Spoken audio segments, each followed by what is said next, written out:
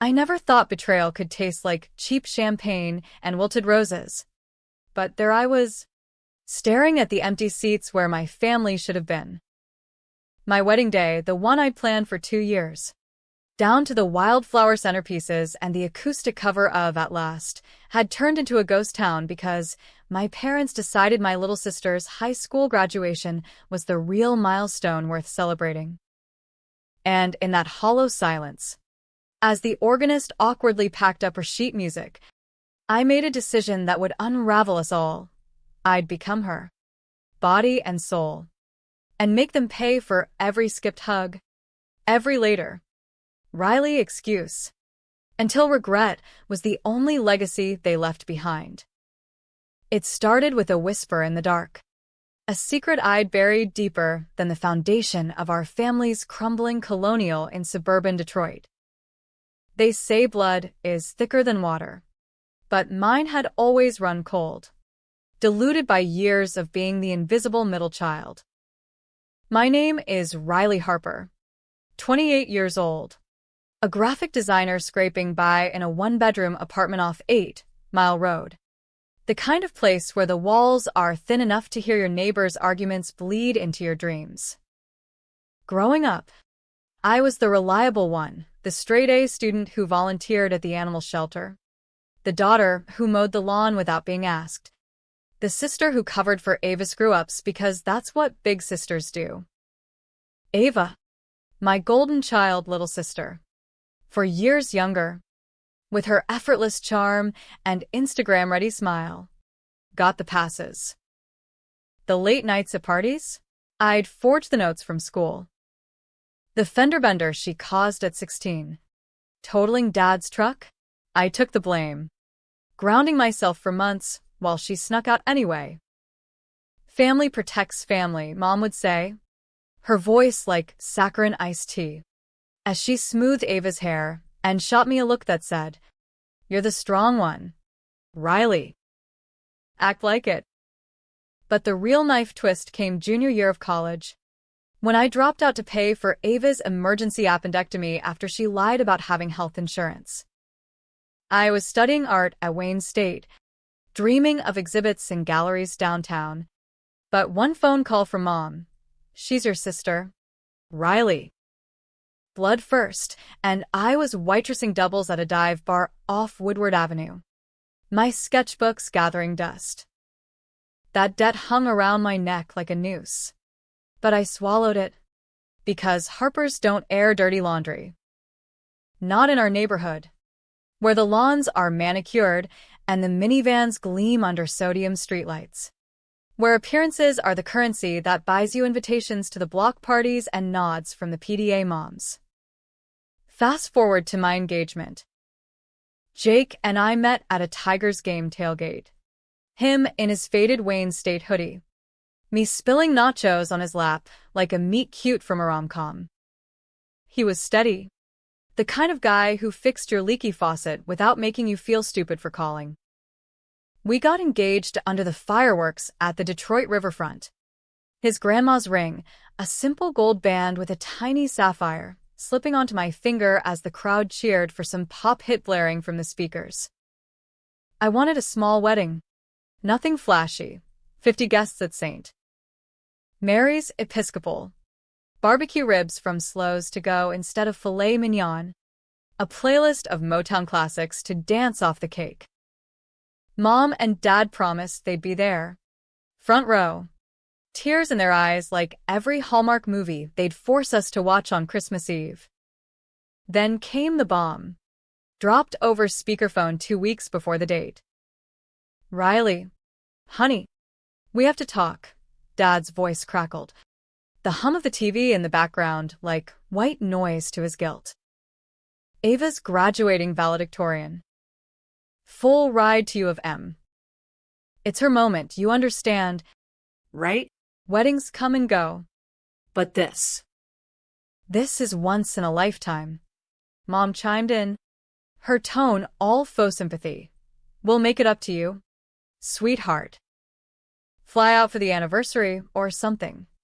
Ava, on the extension, stayed silent, but I could hear her smirking through the static.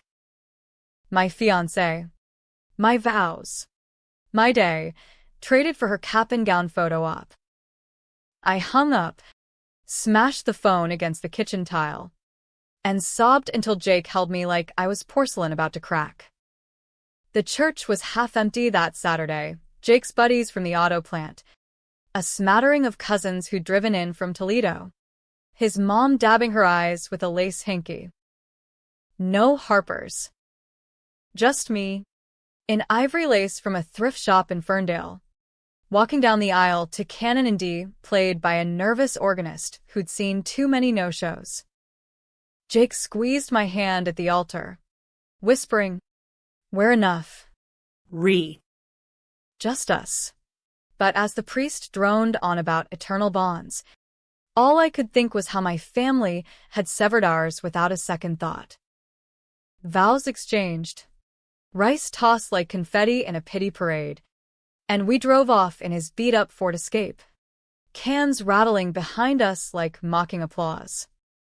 That night, in the Motel Off I-75 we'd booked for our honeymoon, a weekend at a kitschy lakeside spot in northern Michigan, I couldn't sleep. Jake snored softly beside me, the lake lapping outside like a restless tide. My phone buzzed with a single text from Ava. "Sorry, sis. Nailed the speech. Pics incoming. Love ya." Attached was a carousel of images, her in that hideous blue gown, diploma aloft, mom and dad beaming like she'd cured cancer. I zoomed in on their faces, dad's proud arm around her shoulders, mom's pearl necklace glinting under the auditorium lights, and something snapped. Not rage. Not yet. Clarity. The kind that comes from staring into the abyss of your own invisibility and deciding to drag everyone down with you. The idea hit me like a lightning strike during the drive home. Past billboards for casinos and truck stops, the radio crooning some country ballad about lost love. What if I could be her? Not metaphorically, literally. Slip into her skin, her life, and twist the knife from the inside. It sounded insane, the plot of some B-movie on sci-fi. But in the age of Neuralink trials and black market CRISPR hacks whispered about in Reddit threads, it wasn't impossible.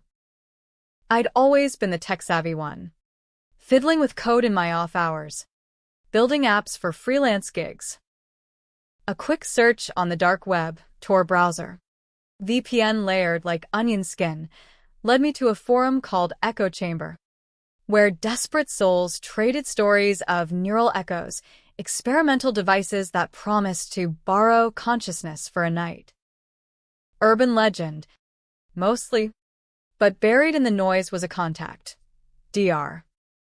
Elias Crow, a disgraced neuroscientist from Ann Arbor, ousted from U of M for unethical trials on identity transference. Body swaps for the bold, his encrypted message read. Temporary. Reversible. $50,000 wired. I didn't have $50K.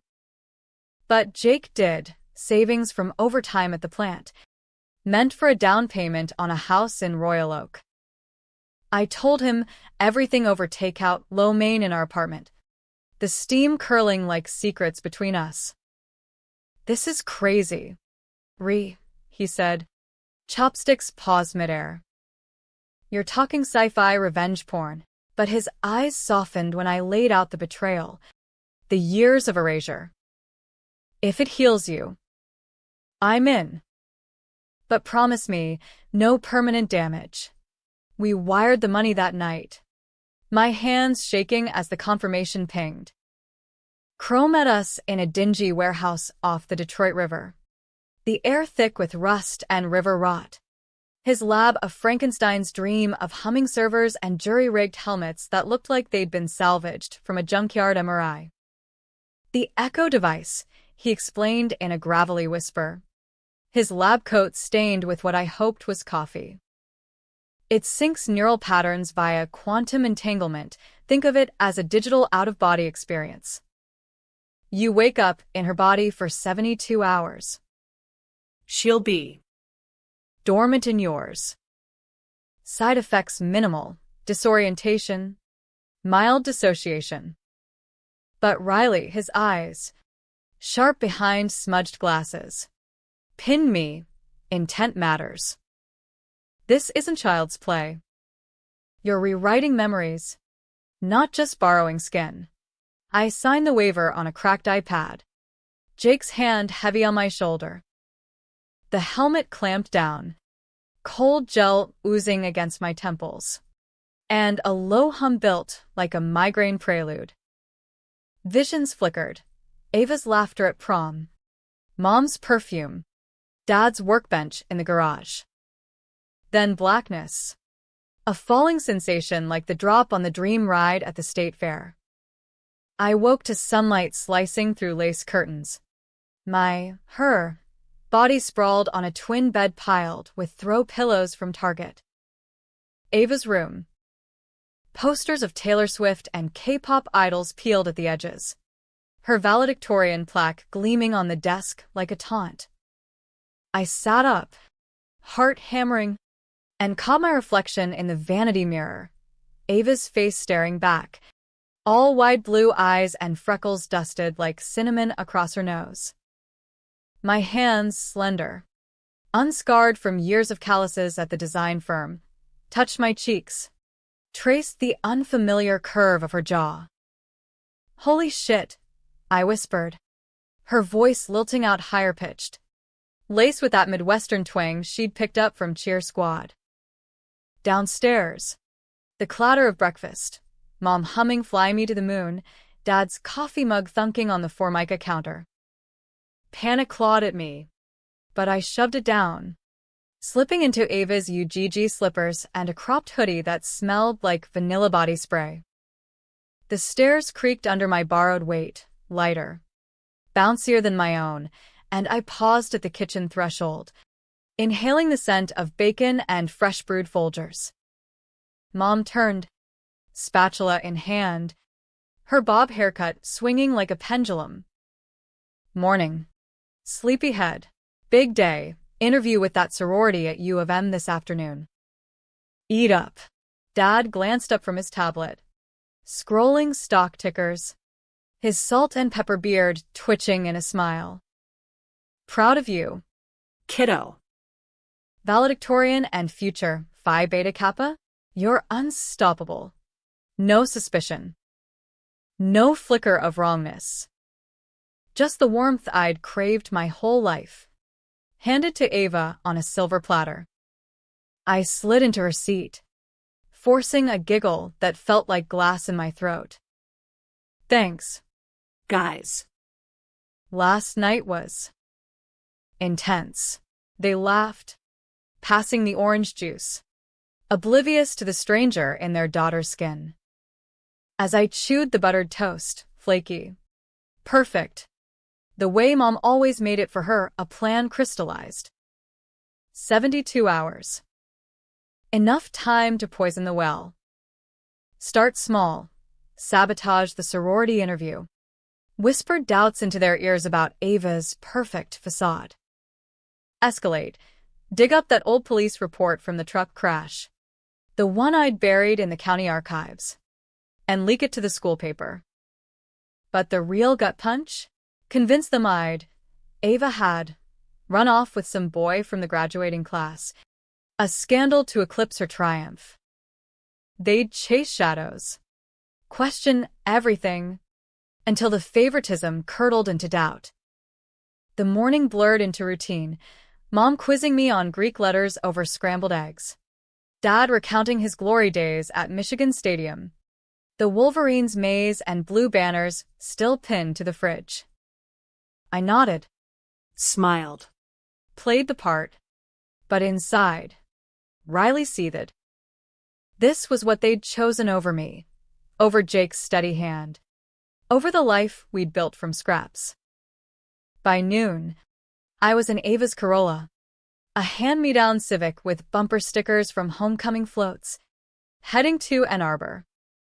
The campus sprawled like a postcard, brick quads dappled in autumn leaves, co-eds in oversized hoodies clutching Starbucks. The faint chime of the clock tower, marking time I no longer owned. The sorority house loomed on Hill Street, a Victorian behemoth with wraparound porch and Greek letters in wrought iron. Ava, had prepped for weeks, resume polished, recommendation from the guidance counselor glowing. The rush chair. A leggy blonde named Kendall, with a Vineyard Vines sweater, greeted me at the door, her smile all teeth and trust fund gleam. Ava Harper, we've been dying to meet you. Come in. Let's chat. Inside, the air hummed with hairspray and hushed giggles, pledges in matching tees folding laundry in the living room. We settled in a sunroom alcove, chintz cushions puffing under us, iced tea sweating on a tray. So, tell us about yourself, Kendall prompted, pen poised over a clipboard. I leaned in, channeling Ava's bubbly cadence, but laced it with cracks. Well, growing up in Detroit, it's all about hustle. You know? My family's super close. Mom's a teacher. Dad sells insurance. But sometimes it feels like I'm carrying everyone's secrets. Her brows lifted. Intrigued. Secrets? Like what? I hesitated, biting my lip. Ava's habit. I'd clocked it from old videos. Oh. Nothing huge. Just. Like that time my sister took the fall for my car wreck. She dropped out of college for it. Makes you wonder if blood really is thicker. Or if it's just a chain. Kendall's pen scratched faster, eyes widening. Whoa, that's heavy. Family drama? We love a girl with depth. I spun it wider. Hints of shoplifting sprees covered by Dad's connections at the mall. Mom's migraines that suspiciously aligned with PDA gossip sessions. Lies wrapped in half-truths. The kind that fester. By the end, Kendall was nodding sympathetically, but her smile had edges. We'll be in touch. Ava. This was revealing. As I left, the porch swing creaking in the breeze, I felt the first thrill of inversion, their golden girl tarnished, if only by a shadow. Back home, the evening unfolded like a Norman Rockwell lie, family dinner of meatloaf and mashed potatoes, Dad cracking dad jokes about the Lions' losing streak, Mom sharing lesson plans for her third graders. I contributed just enough, Ava's quips about cramming for finals, to keep the facade intact. But under the table, my foot tapped a Morse code of fury. Bedtime brought the real test, scrolling Ava's phone. A sleek iPhone 14 in a glitter case, unlocked with her birthday. Texts from friends gushing over the speech. A thread with her boyfriend, Tyler, some lacrosse bro from Grosse Pointe, planning a post-grad hookup at his parents' lake house. Miss you, babe. Tonight, I typed back.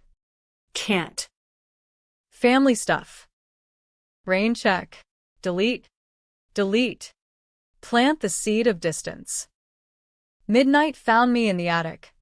Flashlight beam dancing over dusty boxes labeled in Mom's cursive, Ava's baby book, Riley's report cards, Family Christmas '05. Mine was shoved in the corner, spine cracked from neglect. Deeper in, the manila envelope, the one I'd sealed shut years ago, after forging that police statement. The truck crash, Ava, buzzed on Smirnoff from a bonfire, wrapping Dad's F-150 around a tree on Gresham Avenue. I'd claimed the wheel. Underage drinking be damned, because she begged through tears. Please. They'll kill me. You're the good one. Cops bought it. Dad's lawyer buddy buried it. But now? I snapped photos. Uploaded to an anonymous Gmail. Drafting an email to the Detroit Free Press, valedictorian's hidden past, crash cover-up at Top Family. Sleep evaded me. Ava's body too restless. Her skin prickling like it knew it was occupied. Dreams bled into memory, my wedding. The empty pews. Jake's voice cracking on I do. Dawn broke with a vengeance. The second day ticking like a bomb. Breakfast was tense. Mom noticed my Ava's distant stare. Everything okay? Honey, you seem off. I forced a yawn. Just nerves about college. What if I don't fit in? Dad chuckled, ruffling my hair. You'll conquer it. Like everything else. Like me? I thought. Bile rising. The plan accelerated. A call to Tyler. Voice syrupy. Hey, let's make tonight epic. Pick me up at 8? Tell no one. His whoop echoed through the speaker. The afternoon was reconnaissance, sneaking into Dad's home office. A shrine to mediocrity with framed sales awards and a bobblehead collection from auto shows. His laptop. Password Harper forever, gag. Yielded emails. The digital detritus of a life built on shortcuts. There, correspondence with a PI firm. Invoices for discreet inquiries into my college dropout. Subject: Riley's motives post-appendectomy. They'd suspected me of resentment. Hired shadows to tail me during shifts at the diner. Reports concluding no threat. Just typical sibling friction. Laughter bubbled up. Hysterical and sharp. They'd watched me break. And called it friction. By dusk, the house thrummed with normalcy. Mom at book club. Dad at Lions watch party down at the VFW hall. I dressed in Ava's going-out gear, ripped jeans, a halter top from Forever 21, lip gloss and peach fuzz, and waited on the porch swing, the October chill nipping at exposed skin. Tyler's Jeep rumbled up, bass thumping from subwoofers, his grin wolfish under the sodium glow. Ready to celebrate. Valedictorian? He leaned in for a kiss. Cologne sharp as ambition. I dodged. Playful. Drive first. Somewhere private. We peeled out. Windows down. Wind whipping my hair. Ava's honey waves. Toward the lake house in St. Claire Shores. A McMansion on Lake St. Claire with docks and buoys bobbing like forgotten promises. The party was a blur of red Solo cups and fire pit crackle. Tyler's crowd from the country club set. Trust fund kids in Patagonia fleeces. Vaping jewels and name-dropping European summers. I played loose. Shots of fireball burning down my throat. Laughter too loud. Touches too lingering. Whispers spread. Ava's letting go. Who's that guy she's grinding on? By 11. Tyler had me pinned against the boathouse wall, his breath hot with entitlement. You're different tonight, he murmured, hands roaming. I shoved him back, eyes flashing. Maybe I'm done playing nice. The fight escalated, him calling me a tease. Me hurling accusations of his side chicks from Snapchat leaks I'd scrolled earlier. A crowd gathered. Phones out. The viral moment brewing. It ended with me storming off, borrowing his Jeep keys, screeching tires on the gravel drive. Back home by 2 a.m., the house dark save for the porch light. I crashed into Ava's bed, pulse racing. Morning brought the fallout. Mom's frantic call from school. Ava, the principal wants to see you.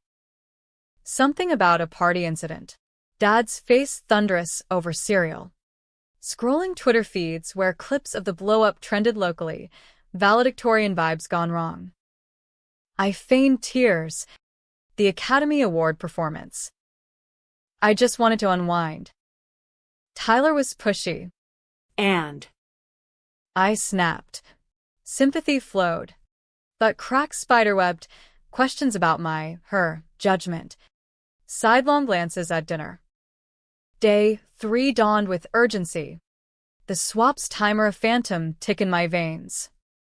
The email to the press went out at dawn. Anonymous tip line pinging with the crash details.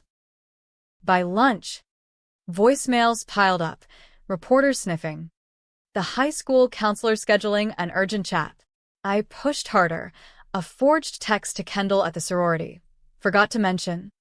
That family secret involves a DUI cover-up. Might not be Phi Mu material. Her reply, we need to talk. Your app's on hold.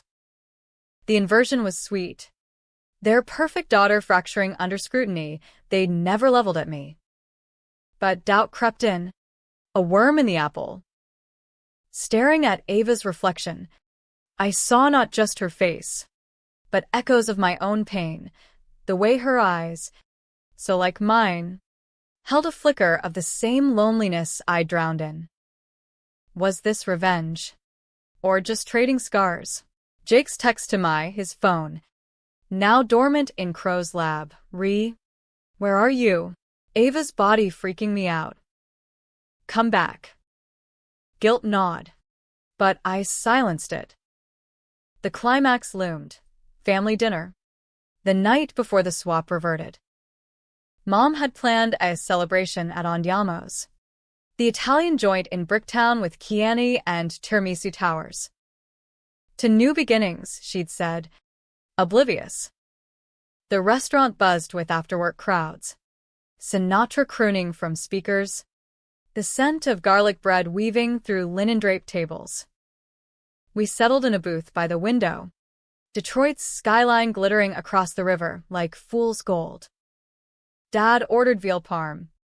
Mom a salad with vinaigrette on the side. Me, Ava, the surf and turf special. Lobster tail mocking my landlocked life. Conversation flowed easy at first. U of M dorm assignments. Dad's promotion to regional manager at Allstate. Then the shoe dropped. Mom's phone lit up with a news alert. Oh God, she gasped, thrusting it across. Headline: Local valedictorian's family tied to covered-up teen crash. The photo, a grainy shot of the wrecked F-150. Time-stamped 7 years back. Dad's face drained to ash. Fork clattering. What the hell is this? Mom's eyes darted to me. Accusation sharpening. Ava. Did you? I met her gaze. Riley's steel beneath Ava's lashes. No. Mom. That was me driving. But Riley, she covered for me. Dropped everything to take the fall. The lie landed like a grenade. Shrapnel of truth twisting in. They recoiled. Dad's voice a rasp. Your sister. She did that. For you? I nodded. Tears welling, real ones. Now. The dam cracking. She always did. And for what? You skipped her wedding for my speech. The table fell silent. The weight of years compressing into that booth. Mom's hand trembled toward mine. We thought it was just a party. A blip. Dad stared at his plate. Veal congealing. Jesus. Riley. We failed her. In that moment, swap be damned, I saw it, the reversal. Their pedestal crumbling. Favoritism exposed as the rod it was. But the twist hit harder. My phone. Ava's phone. Buzzed. A text from Crow. Anomaly detected. Swap destabilizing. Evacuate now. Panic surged. If it failed, we'd be trapped, me and her forever. Her in my broken shell. I bolted from the booth, weaving through waitstaff, out into the crisp night air, the river's wind whipping like judgment. Behind me, shouts, Ava, wait. But it was too late. The world tilted. neural fire lancing through synapses, and I collapsed against a lamppost, vision fracturing into prisms. When clarity returned, I was me again, Riley, in my jeans and Jake's flannel, the city lights blurring through tears. Ava's body slumped nearby, her gasp ragged as she woke. Our eyes met. Twin horrors she knew. Somehow, in the ether, she'd felt it all. She scrambled up, face pale as the moon. What did you do? The texts. The fight, me? I stood, legs wobbling. I gave you what you deserved. A taste of invisible, but her eyes, mirroring mine, held no rage, only dawning shame. I remember the crash. Begging you. God, I'm sorry. The apology hung, fragile as fog off the water. Sirens wailed distant, the story breaking wide, reporters converging on the family name. Scholarships yanked, Dad's job teetering. In the cab back to the lab, Ava beside me, silent. I waited. Revenge tasted like ash. But in the ashes, maybe rebirth. Jake met us at the warehouse, arms open. No questions. Crow unhooked the helmets, muttering about unstable echoes, but the swap held, reverted clean. Weeks later, the fallout settled. Ava deferred U of M, got a job at the shelter where I'd volunteered, mending fences one adoption at a time. Mom and Dad sold the Colonial, downsized to a condo in Troy. Therapy sessions their new ritual. They showed up for our first anniversary barbecue, eyes haunted but honest, toasting to Riley and the family we rebuild. Was it happy? Tragic? The papers called it a scandal. Therapists a breakthrough. Ava and I. Sisters, scarred but stitched. Me? I design book covers now. Motifs of fractured mirrors and shadowed twins. They regret every choice. All right. But in the quiet hours, staring at that sapphire ring, I wonder, did I save us? Or just swap the chains? You decide. I never thought betrayal could taste like cheap champagne and wilted roses. But there I was, staring at the empty seats where my family should have been. My wedding day, the one I'd planned for 2 years, down to the wildflower centerpieces and the acoustic cover of At Last, had turned into a ghost town because my parents decided my little sister's high school graduation was the real milestone worth celebrating. And in that hollow silence, as the organist awkwardly packed up her sheet music, I made a decision that would unravel us all. I'd become her, body and soul, and make them pay for every skipped hug, every later Riley excuse, until regret was the only legacy they left behind.